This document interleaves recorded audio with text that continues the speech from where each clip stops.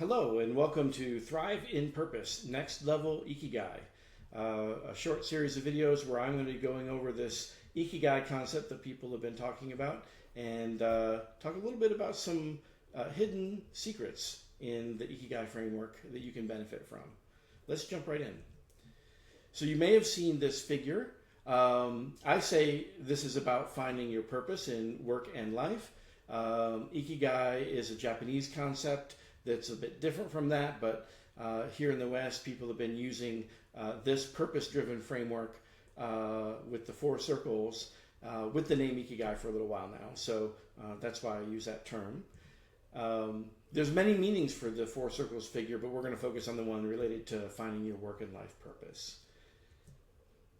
And just real quick, in case you haven't seen where this came from, this was created some years back in 2011 and has some history after that as a four circles originally in Spanish, and the Spanish is on the left and I've translated it for you on the right.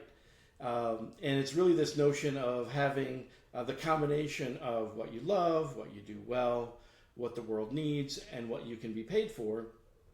And the intersection of those four things is where you can find your purpose.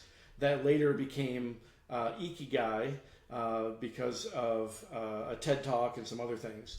And so that's why people refer to this framework as Ikigai, but it's really about purpose. And I'm actually going to use a third word when we get into it in a second. But some people swap this profession and vocation, these bottom two kind of at angles between skills and money and needs, and actually prefer the version where profession is on the left and vocation is on the right, and we'll talk about that when we get to it.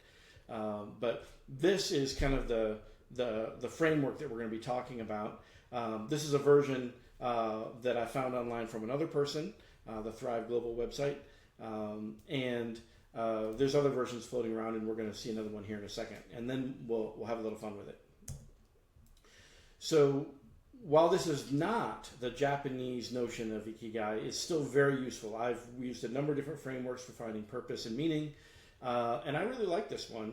And I'm going to even show an example a little bit later on of what my Ikigai circles look like, just so that you can see a real world example. But we're also going to take it to the next level a little bit later on. So I think of these four circles as really your spheres of interest. There's things that you might be interested in or that you need.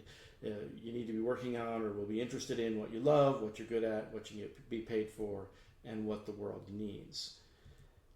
And really, your purpose is where all four intersect, and we saw that in the original version, and just people have been using the word Ikigai for that. And then the major pairings you can see, if what you love combined with what you're good at is where people tend to find their passion. What you love combined with what the world needs is where people tend to find what they might call their mission.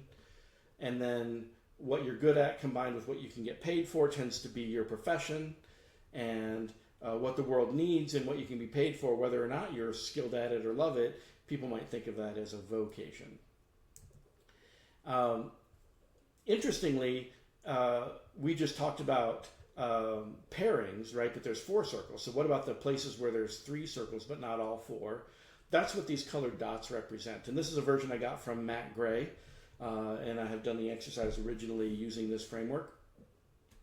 And you can see that, like the yellow dot, for example, it's inside the what you love circle. It's inside the what you're good at circle. It's inside the what the world needs circle.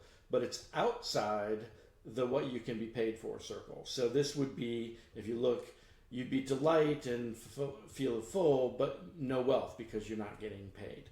So each of these colored circles represents a place where you have three of the four circles, and the one that's missing will end up having a certain feeling associated to it not being present. And so the blue one is the one where you are missing what the world needs, and so you've got a satisfaction but a feeling of uselessness, and the red one is the one that is inside all three circles except all three of the circles, but not the what you're good at circle. And so you might be excited, but you have a sense of uncertainty because you're not really good at or don't feel you're good at what you're doing. And then finally, the purple one is outside the what you love circle, but inside all the others. And so you may be comfortable, but a feeling of emptiness because you're not doing something you love. And so those are an interesting addition to the model. I really like those. Later on, we'll talk about them in a little bit more depth.